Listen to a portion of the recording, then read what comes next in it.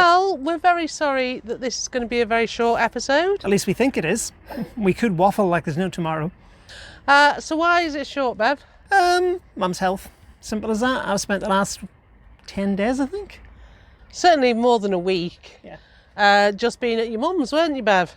Yes, so it's Wednesday and the video goes out in about 13 hours time, so I've got to make it first. Anyway, so no more time on that. We're moving onward because we are short on time. Certainly are. Mm-hmm. So we're just going to talk about navigation again. Yes, we were very overwhelmed by the response the video got. We had a huge number of comments and quite a few people suggested things that we'd never heard of. We're going to be putting a sidebar. Is that the right word? It'll do fine. But basically there was a couple that I'd never heard of. A couple of people suggested Orca.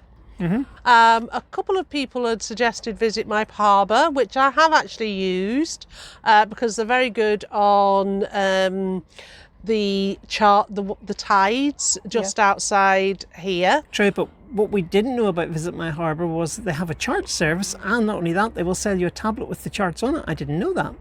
Exactly, so that was one thing. Mm-hmm. And then another person suggested using Google Maps for anchorages. Now, I think you should also look at Bing, purely because sometimes the satellite images on Bing are better quality. It just depends on where the satellites have been, and there are other places that you can get satellite view visits from, but sometimes one is better than the other and other times it's the other way around. It just depends. You may have come up with the only use for Bing that I've ever heard anyone suggest. Well, I know, but I do actually like them. There's quite a lot of places that they've got better satellite images of. Yeah, that's true. I'd agree with that. Some of them are very crisp and clear, aren't they? Yeah. Mm-hmm. So if you are looking at anchorages, it's certainly, I remember once I could actually see where the weeds were on one anchorage, so I knew where to put my hook. So, it's just a nice example. Something else that we were asked about from the video, a lot of people have interest in OpenCPN, would like to use it more, but they've found it difficult to use or difficult to set up. Not touching on the setup and things like that, we'll maybe look at that as we go along in the future. But somebody said, can you set up a route in OpenCPN and then take that route and put it into your chart plotter? And the short, simple answer is, yes, you can, because I've done it. Basically what it involved doing was, I'm sorry if I seem fascinated, there's a boat trying to come in down there and the wind has clearly caught it. And he's going down the alleyway sideways, God help him. So what I did was I made the route in OpenCPN, I put all the details in, I got it the way I liked it, and then I exported it. I got it into the chart plotter. It wasn't particularly obvious the way to get it in. It's a BNG chart plotter, but it sucked it in, and lo and behold, the route appeared.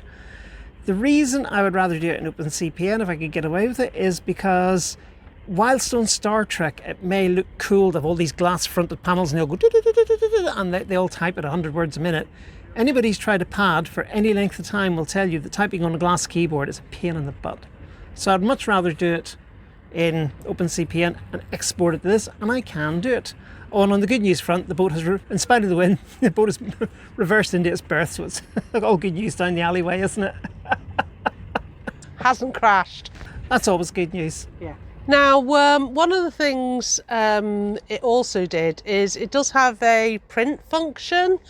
This is in OpenCPN, but Beverly found that the print function wasn't particularly useful. I looked at it and thought to myself, if only they'd let it out a little differently and left a bit of a space, I could print this off, put it by my paper charts, and I could have it as like a checkpoint of my passage. I could put my actual waypoints against the predicted waypoints, and then I know if I'm behind on my passage plan or ahead of my passage plan.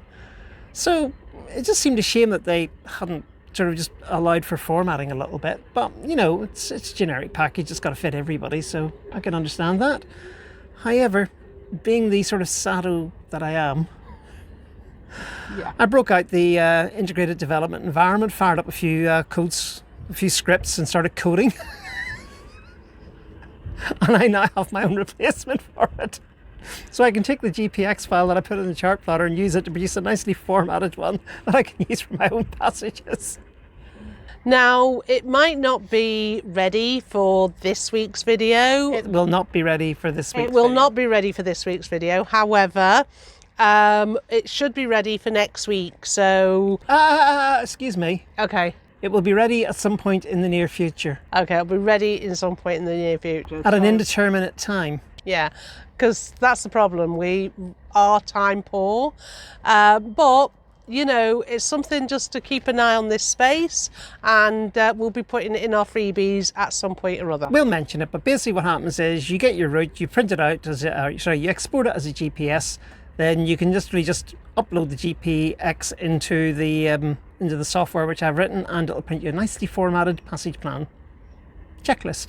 The other thing that we'd like to talk about is because sometimes we've just got other commitments and things like that, is we'd just like to ask you for topics that you think would be interesting or relevant to you. But the one topic that I personally would like to do something on is what would you give as sage advice to the newbie sailor? So that's a topic I'd be interested in. Is this a variation on the 54 things I wish I'd known before I ever left port the first time? Basically, yes. Yeah, like don't go around Chicken Rock on a bad day. You know, what would you class as sage advice to a newbie sailor? I'll start you off. In this neck of the woods, wind over tide means something. Don't mess with it. Yeah, that's a good example, but it's something I'm interested in. So would like your sage advice in the comments. Don't pull the speed log out. Unless you got something to bung in the hole very quickly. Yeah, look.